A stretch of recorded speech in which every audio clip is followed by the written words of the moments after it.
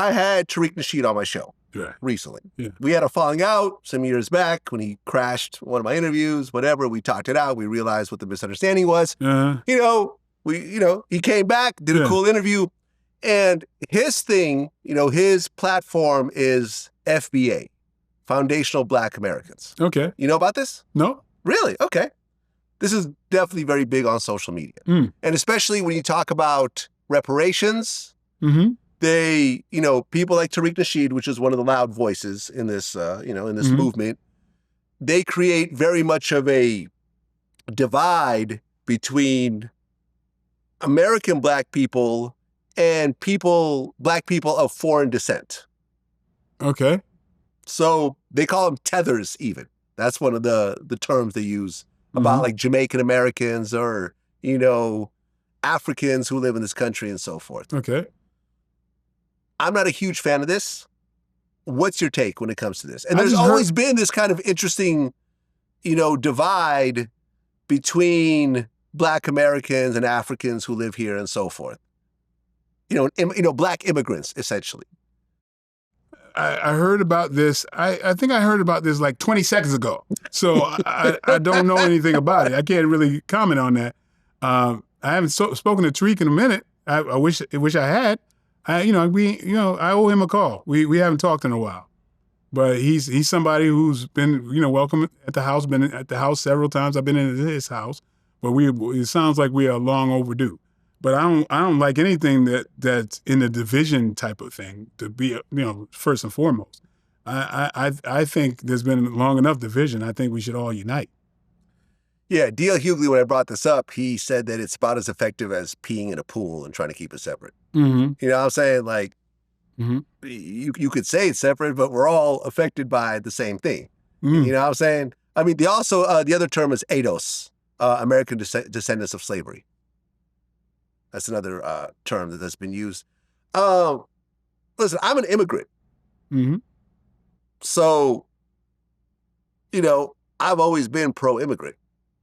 I feel like, I've talked about this with various people like DL. It's like, if the cops pull you over, do they know the difference between, are you a foundational Black American or a Jamaican? Like, are you going to be treated differently one way or another? Are you going to be treated better if they realize it or not? Or is everyone pretty much in the same boat?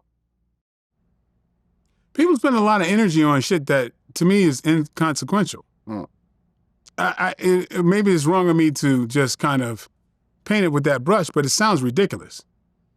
On the surface, it sounds ridiculous. It sounds like putting a lot of energy into things that I don't think are very progressive. I don't know, but I don't see it as progressive either. To actually put energy into designating something like, okay, what's your end game? Well, I mean, listen, Tariq, that's his platform.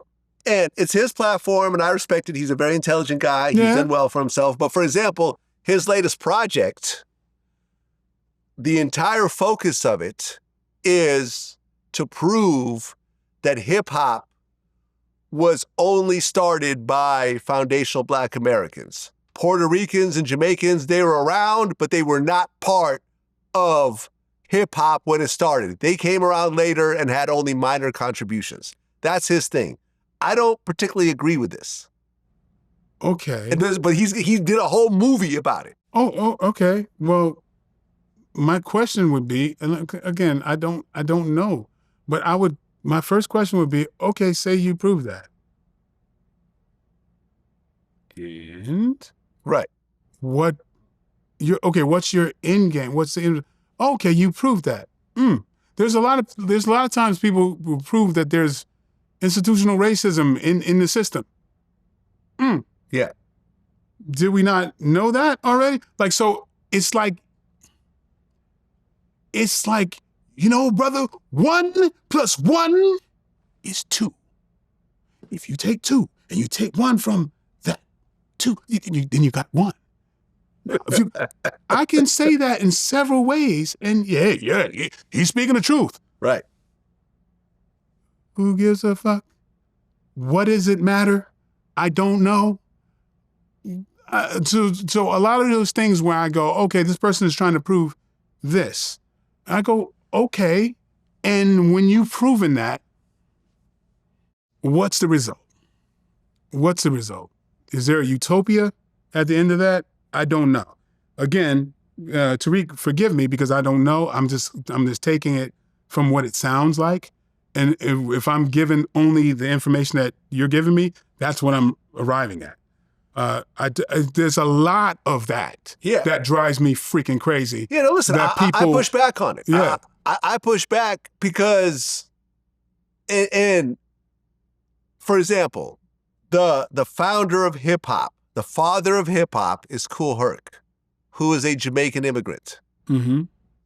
Right? Mm-hmm. He is a Jamaican immigrant. The style of hip hop, of playing records with people talking over the records, was being done in Jamaica for a long time. In fact, DJ was a term for the person talking on the mic. Selector was what we call the DJ. Yeah.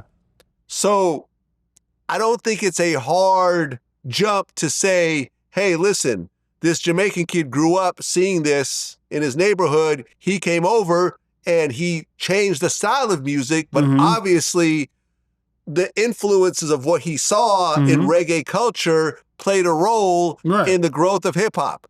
Not according to Tariq. No, had no role whatsoever. He didn't know anything about that. And you know, Kool Herc wasn't part of the documentary. But there's all these people say, oh no, Kool Herc had nothing to do with that style in terms of his Jamaican roots or whatever else. And oh yeah, the Puerto Ricans that were in these groups, they came later and they weren't really that important. It's like, I think Puerto Ricans definitely influenced early hip hop. Were they the majority? No. The Dominicans, were they majority? No. Were there white people around contributing? Absolutely. Were they the majority? No, but we all contributed in different ways. I'm sure there's Asian people who contributed as well. But the whole thing was like, it was only non-immigrant Black Americans who did it 100%, and that's it. End of story. And that's Tariq's thing, and he's done well with a hard line, and I respect him, and we have great conversations, but I don't really agree with it. This is me trying to give a fuck.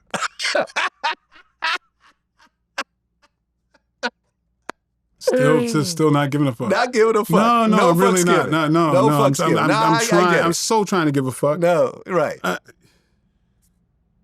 You know, I can't. I ain't got one. Yeah, no, I ain't got one. There's no fucks around, right? Yeah, but you know, it's like you go to the store and the fuck aisles are all empty. Nope. Yep. Yeah. No fucks. There's no fucks in the store. Like on any of these shelves. I don't think that my life doesn't change. But I mean, I don't want to shit on whatever people will do. No, we're not shitting on Tariq. That's what you want to. Yeah.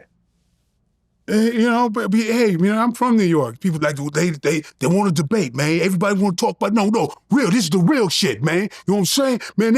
But it's an art form. Yeah, you know, debating and all that kind of stuff. But then it's like, I'm sorry, but certain time where I'm like, I'm too damn old for that. Yeah, and hip hop borrowed from rock, borrowed from funk, borrowed from disco. The original hip hop records were straight up samples of funk records. You know, Rapper's Delight was a complete remake of Good Times. You know what I'm saying? So it's really just a hodgepodge of things that people incorporated and created this great new art form. But it's consisting of other art forms that all types of people of different races were, you know, part of in a certain type of way. It is what it is. Yep. It is what it is.